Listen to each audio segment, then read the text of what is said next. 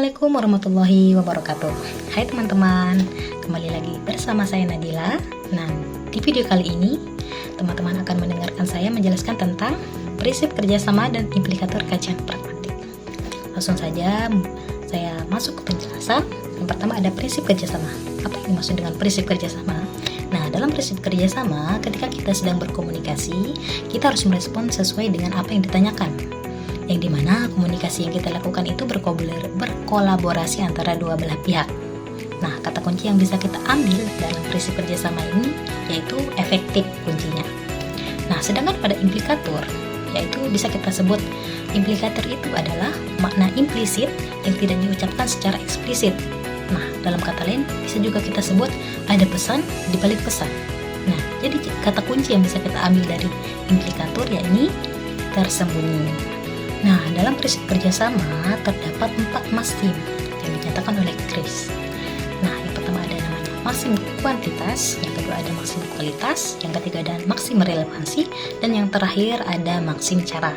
Nah, yang pertama, maksim kuantitas. Apa yang dimaksud dengan maksim kuantitas? Maksim kuantitas yaitu ketika kita sedang berkomunikasi, kita harus memberikan informasi secukupnya, tidak kurang dan tidak berlebihan. Contoh sederhana dari maksim kuantitas yaitu ketika seseorang bertanya kepada kita, misalkan si A bertanya, siapa yang datang ke rapat tadi? Lalu kita menjawab, saya dengan Pak Andi misalnya. Nah, dari jawaban kita itu, kita memberikan jawaban yang cukup, tidak lebih dan tidak kurang, sehingga itu termasuk dalam maksim kuantitas.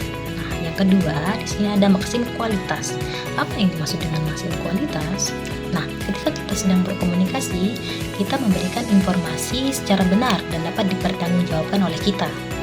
Contoh sederhana yang bisa kita ambil, misalkan si A bertanya kepada kita, apakah kamu sudah makan siang? Lalu kita menjawab, sudah, saya baru saja makan. Nah, tentunya dari jawaban kita itu kita menjawab dengan jujur, sesuai kenyataan, dan bisa kita pertanggungjawabkan bahwa kita sudah makan, gitu. Lalu yang ketiga ada namanya maksim relevansi. Apa yang dimaksud dengan maksim relevansi? Nah, maksim relevansi yaitu ketika kita sedang berkomunikasi, kita menyampaikan hal yang relevan dengan konteks pembicaraan kita. Misalkan contoh sederhana yang dapat kita ambil yaitu si A bertanya kepada kita, bagaimana hasil ujianmu? Dia bilang. Lalu kita menjawab, aku lulus semua mata kuliah. Nah, dari jawaban kita itu kita menjawab langsung dari pertanyaan si A dengan relevan dengan yang topik yang dia tanyakan begitu.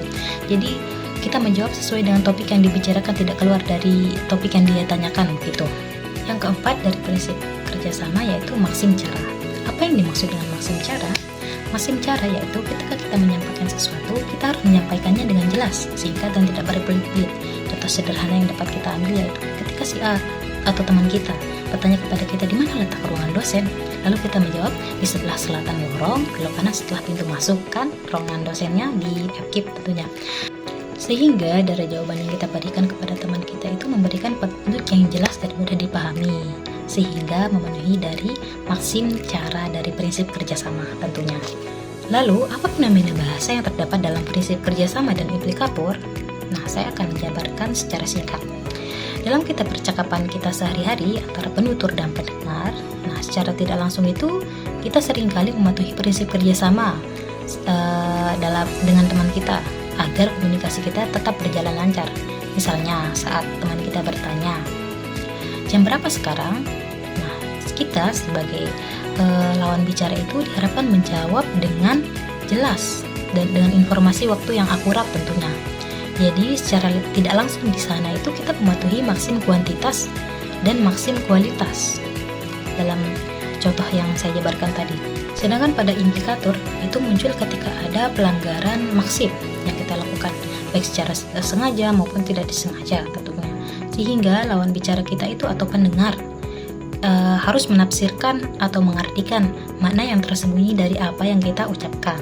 Nah, contoh sederhananya misalkan di saat kita ditanya oleh teman kita nih misalnya, nah mengapa tidak datang ke acaraku kemarin gitu.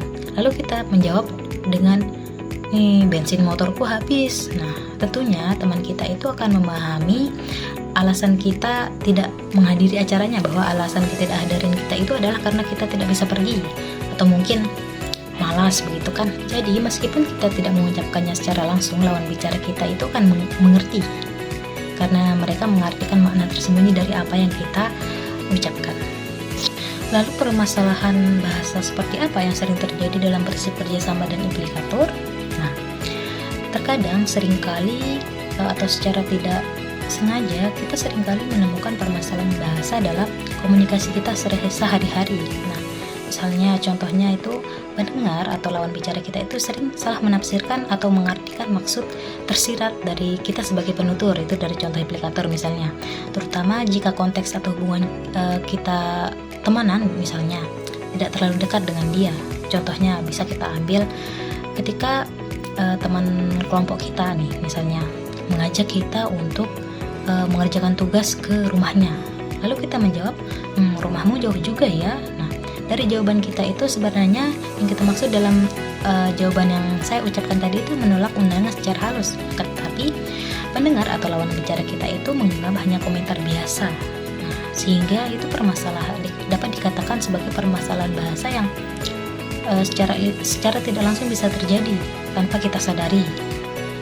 Sehingga solusi untuk menghindari permasalahan bahasa seperti tadi yaitu kita harus membiasakan diri untuk bertanya atau meminta penjelasan jika ada pertanyaan yang terasa tidak nyaman atau tidak jelas dari teman kita gitu, atau pernyataan yang belum kita mengerti atau kita pahami. Jadi kita harus menanyakan hal itu, karena jika tidak kita menanyakan hal yang kita belum paham, tentunya kita akan salah mengartikan dari apa yang teman kita bicarakan begitu. Baik teman-teman, mungkin hanya itu yang bisa saya sampaikan. Kurang lebihnya mohon dimaafkan.